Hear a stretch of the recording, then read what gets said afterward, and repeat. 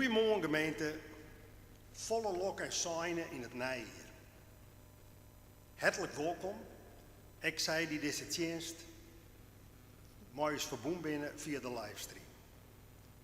De bloemen uit de kerken die gaan als groet van de gemeente naar Paul Beeldsma.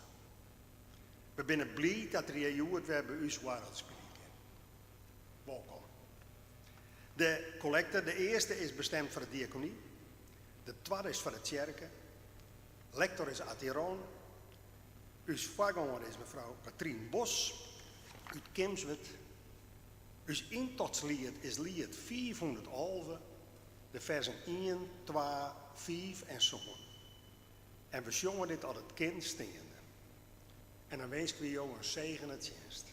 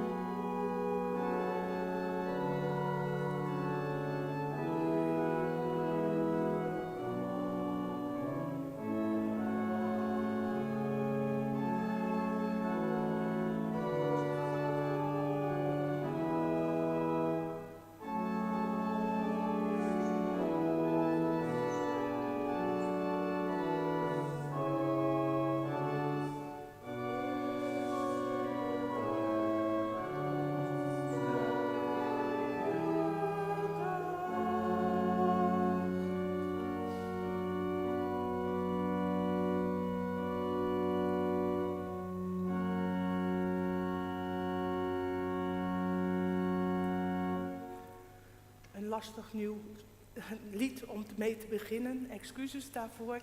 Het is geschreven door Bonhoeffer toen hij in de gevangenis zat en dit heeft hij geschreven voor zijn vrouw tijdens Oud en Nieuw. En vandaar dat ik het lied heb uitgekozen. Maar ik begreep vandaag dat het bijna nooit gezongen wordt, dus we zijn hier om samen te zingen en te bidden en te luisteren, te hopen en te vieren rondom het woord. En daarbij krijgen wij hulp van de eeuwige, die hemel en aarde gemaakt heeft. En die ons trouw blijft tot aan het einde van zijn en onze tijd. Genade zij u en vrede van Hij die is, die was, die komt. Jezus Christus, onze Heer. Amen.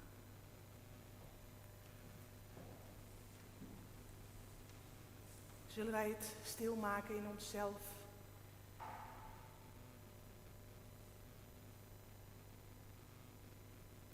Eeuwige, soms denken we wel eens, waar gaat het heen met de wereld?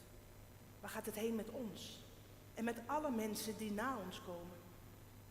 Zal de wereld het komende jaar een fijne plek zijn om te leven? Of hebben we er met zijn allen dan helemaal een puinhoop van gemaakt? Kun je nog wel zwemmen in zee? Zijn er nog walvissen en otters?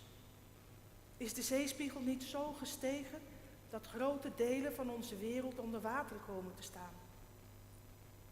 Is er nog steeds honger? Zijn er nog steeds bomaanslagen?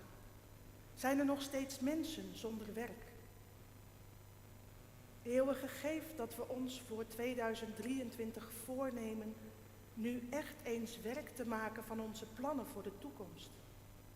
Help ons bouwen aan een betere wereld, aan vrede tussen landen en volken, aan een betere leefomgeving voor mensen, voor planten en dieren.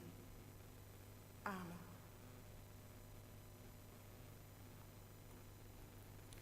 Zingen wij nu het lied 487. Amen.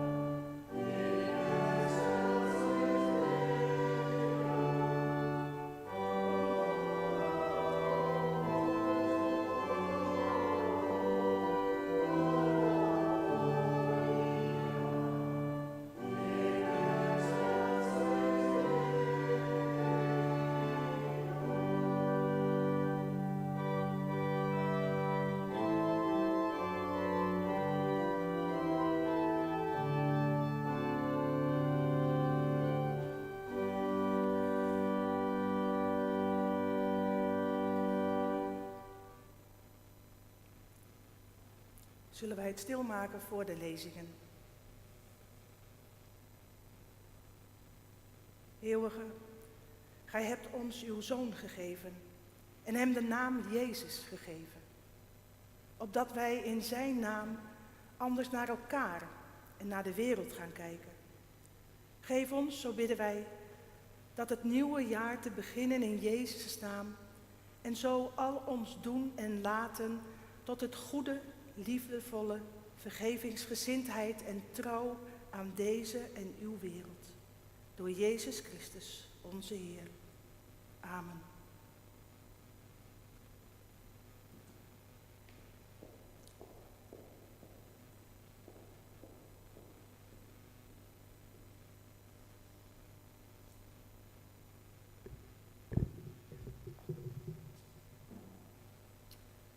Hoor dan nu het woord van de Heer uit het boek Numeri, hoofdstuk 6, de versen 22 tot en met 27. De Heer sprak tot Mozes: zeg aan Aaron en zijn zonen, als gij de Israëlieten zegent, doe dat dan met deze woorden. Mogen de Heer u zegenen en u behoeden. Mogen de Heer de glans van zijn gelaat over u spreiden en u genadig zijn. Mogen de Heer zijn gelaat naar u keren en u vrede schenken. Als zij zo mijn naam over de Israëlieten uitspreken, zal ik hen zegenen. We zongen nou lied 60 versen 1, 2 en 3.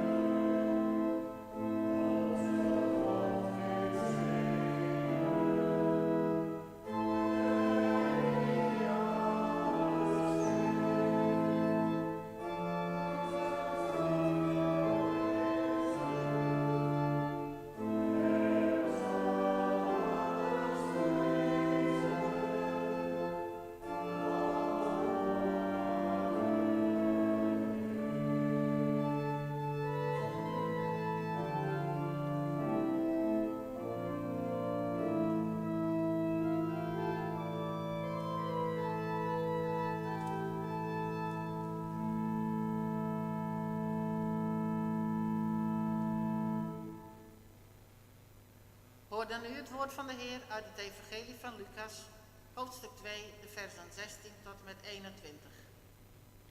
In die tijd haasten de herders zich naar Bethlehem en vonden Maria en Jozef en het pasgeboren kind dat in de kribbe lag. Toen ze dit gezien hadden, maakten ze bekend wat hun over dit kind gezegd was. Allen die het hoorden stonden verwonderd over hetgeen de herders hun verhaalden. Maria bewaarde al deze woorden in haar hart en overwoog ze bij zichzelf. De herders keerden terug, terwijl ze God verheerlijkten en loofden om alles wat ze gehoord en gezien hadden. Het was juist zoals hun gezegd was. Toen de 8 dagen voorbij waren en men het kind moest besnijden, ontving het de naam Jezus, zoals het door de engel was genoemd, voordat het in de moederschoot werd ontvangen. We zongen nou lied 427, de versen 1, 2 en 4.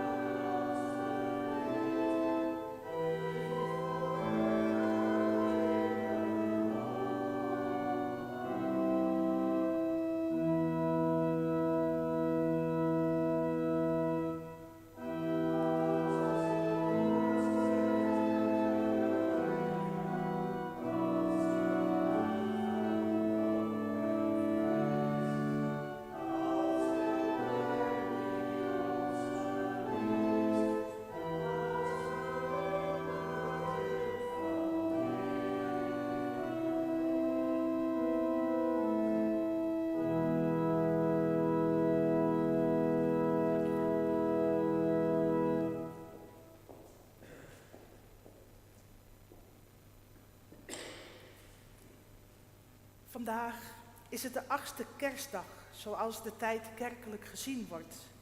De kerstoctaaf. En elke dag heeft een naam en niet direct voor ons gevoel verbinding met kerst. Maar vandaag is de dag van de naamgeving.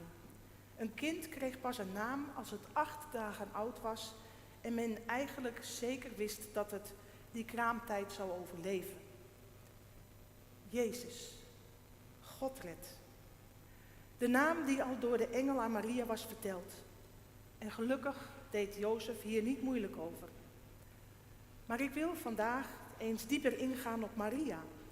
En dan vooral over wat er gezegd wordt over haar. Maria, een gewoon meisje, een vrouw. En toch, in die tijd waren vrouwen helemaal niet in tel. Maar als we het Lucas-evangelie nader bekijken, dan valt op dat hij vooral oog heeft voor alles en iedereen die machteloos is. Weduwen en wezen, zieken en zwakken. Dus dat Maria een hoofdrol krijgt, zegt nogal wat. En juist zij krijgt bezoek van een engel met een boodschap waar ze zo blij mee is dat ze naar haar nicht Elisabeth gaat. En zij is zwanger van Johannes de Doper. Daar maakt Maria een lied dat ik straks ga voorlezen in de vertaling van Nico Terlinde uit de kinderbijbel Koning op een ezel. En straks gaan we het loflied van Maria zingen. Ik kan niet lezen of schrijven. Ik ben helemaal niet in tel, maar God heeft mij uitverkoren, de God van Israël. Want voor mij kwam uit de hoge de engel Gabriel.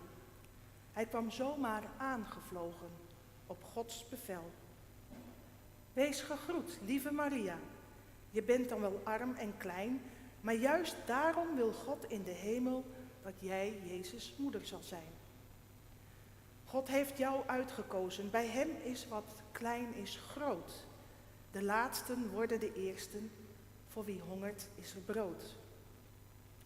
Zoals het was bij David, zo wordt het bij Davids zoon. De bazen worden knechten. Een kind bestijgt de troon. Maria, een vrouw die in de ogen van sommige protestanten misschien een te grote rol heeft gekregen binnen de katholieke kerk. Maar misschien in protestantse kringen een te verborgen en te kleine rol heeft gekregen.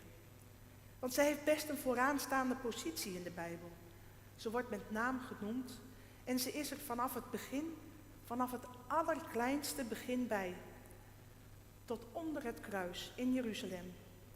Als vrouw, samen met Maria Magdalena. Een gewone en toch bijzondere vrouw. Zoals wij allemaal bijzondere, gewone mensen zijn. Elk op zijn of haar eigen manier. Aan het eind van de evangelielezing van vandaag, als de herders bij het kindje zijn geweest, hoorden we dat Maria al deze woorden in haar hart bewaarde en overweegde ze. Als wij dan de boodschap horen van dit nieuw geboren, kwetsbare kind, en in onze samenleving zijn op dit moment vele mensen en kinderen die kwetsbaar zijn.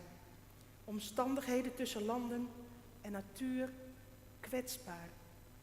Ook onze wereldbol is kwetsbaar. En wat voor beeld roept Maria bij ons op? Als alleenstaande vrouw een kind krijgen dat de hele wereld op zijn kop gaat zetten?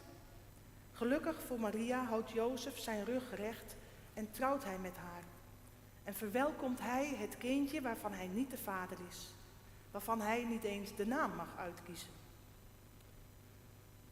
Meister Eckhart, een mysticus uit de 13e eeuw, heeft eens in een van zijn preken gezegd dat als wij niet ja zeggen tegen de geboorte van Jezus en zijn boodschap in ons hart, het ja zeggen van Maria geen enkele zin heeft gehad. Maria deed wat God van haar vroeg. Ze werd zwanger en gaf leven aan een jongetje, een heiland, een heelmaker. In een wereld, ook toen in Israël, een onderdrukte wereld. Een leeggeroofd land, met weinig oog voor mensen die niet mee konden komen. Die boodschap van het kind is de wereld omgekeerd. Wat klein is, wordt groot. De laatsten worden de eersten. En voor wie honger heeft, is er brood. De bazen worden knechten. En de stemlozen krijgen een stem. En een andere wang wordt toegekeerd. Met andere woorden, vrede, liefde, trouw, vergeving, aandacht. Die boodschap mag ook in ons hart landen en geboren worden in ons doen en laten. Onze wereld, de natuur, de samenleving, onze buurt. Overal wonen mensen die snakken naar aandacht. Eerlijke aandacht. Onze natuur, onze kleine wereldbol en alles wat daarop leeft. Er zijn nog nooit zoveel soorten dieren en planten op een rode lijst gezet. Ik hoop dan ook dat wij in dit nieuwe jaar deze woorden in ons hart mogen bewaren. En dat wij er later nog eens over na kunnen en mogen denken. En ik hoop van harte dat we dan ja zeggen tegen deze boodschap. Deze boodschap van die wereld omgekeerd. Die boodschap van vrede, van liefde, trouw, vergeving, aandacht en inspiratie. Om juist het goede te doen.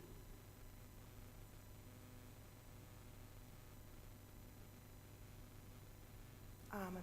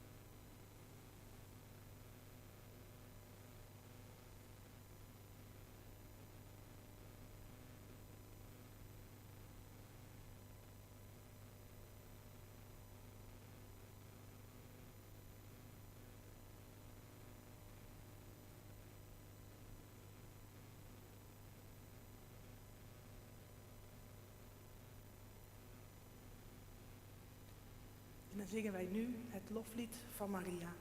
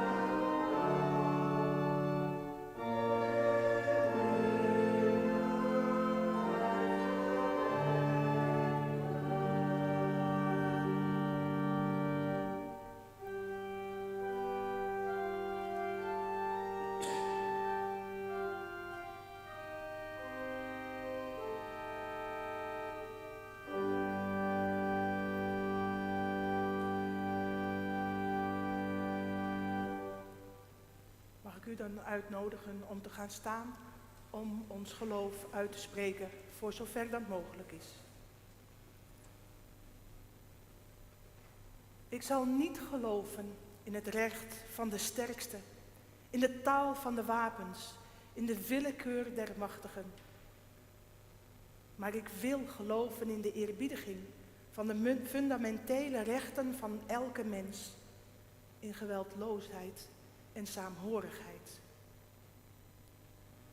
Ik zal niet geloven in privileges van de gevestigde orde, in voorrechten op grond van ras, aanzien of rijkdom.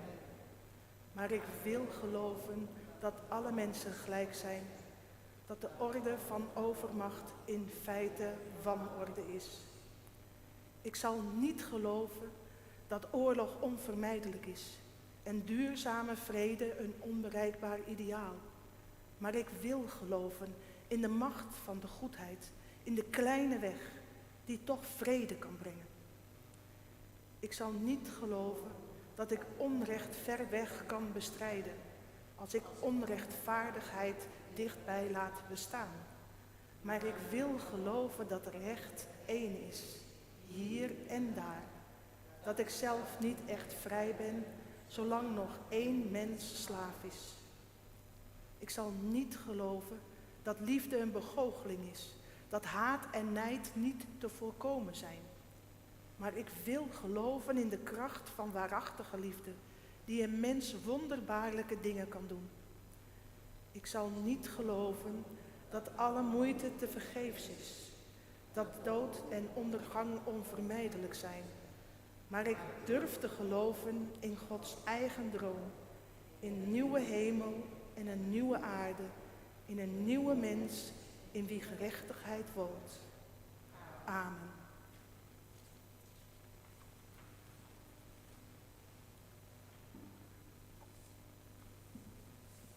En ook op deze morgen van het nieuwe jaar 2023 richten wij ons tot de eeuwige met onze gebeden, met onze dankbaarheid en met onze vragen. Eeuwige, kom met uw zegen in deze wereld, in deze maatschappij, dat er vrede en recht mag geschieden, dat uw aarde behouden blijft, dat onze samenleving weer gezond wordt. Kom met uw zegen over allen die grote plannen hebben dit jaar, een grote verandering tegemoet gaan. Dat zij ja durven zeggen op het beroep dat op hen wordt gedaan, dat hun dromen werkelijkheid mogen worden. Kom met uw zegen over ons hier samen en in het bijzonder over hen die het moeilijk hebben. Dat er gezondheid en beterschap mag zijn voor wie ziek zijn en hoop kunnen hebben. Dat er liefdevolle zorg is voor wie verpleegd wordt. Dat er berusting komt voor wie niet lang meer te leven hebben. Bidden wij mee voor wie verdriet hebben, met wie de afgelopen tijd iemand verloor, met wie een slechte uitslag kreeg om troost en sterkte. Dat er mensen om hen heen zijn met een troostend woord en echte, oprechte aandacht. Bidden wij nu het gebed van ons hart, waarvan tot nu geen woorden gevonden zijn.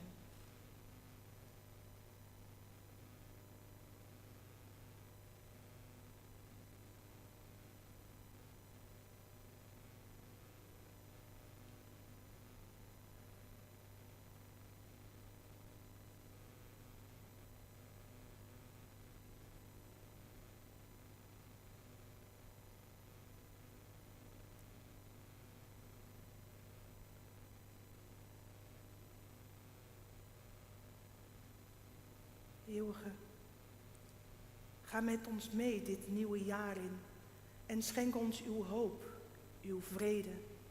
Dat bidden wij u als wij het gebed bidden waarvan uw Zoon ons de woorden gaf. Onze Vader, die in de hemelen zijt, uw naam worden geheiligd, uw koninkrijk komen, uw wil geschieden, gelijk in de hemel als ook op de aarde. Geef ons heden ons dagelijks brood. En vergeef ons onze schulden, zoals wij vergeven onze schuldenaren. En leid ons niet in verzoeking, maar verlos ons van het kwade. Want van u is het koninkrijk en de kracht en de heerlijkheid tot in eeuwigheid. Amen. En dan is het nu tijd voor collecte.